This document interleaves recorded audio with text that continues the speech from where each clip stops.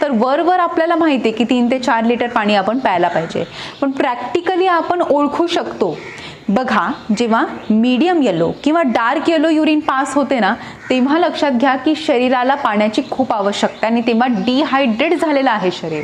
पण जेव्हा व्हाईट कलरची युरिन किंवा मीडियम येलो लाईट येलो कलरची युरिन पास होते तेव्हा लक्षात घ्या की शरीर हायड्रेटेड आहे, म्हणजे शरीराला जेवढ्या पाण्याची आवश्यकता आहे तेवढं पाणी शरीराला मिळतं. जर पाणी कमी पडलं तर बघा कॉन्स्टिपेशन सारखे त्रास लगेच आपल्याला उद्भवतात, म्हणजे शरीराला पाण्याची थोडी जरी कमतरता भासली तरी सुद्धा त्रास सुरू होऊ शकतात.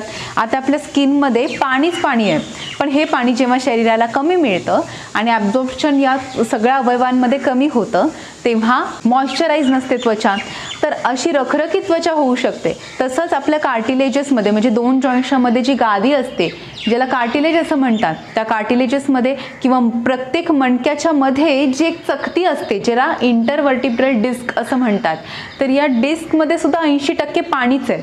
म्हणजे पाठीचं आरोग्य चांगलं ठेवण्यासाठी, जॉईंट्सचं आरोग्य चांगलं ठेवण्यासाठी कार्टिलेज किंवा चकत्यांमध्ये पाण्याचं प्रमाणच योग्य असायला पाहिजे.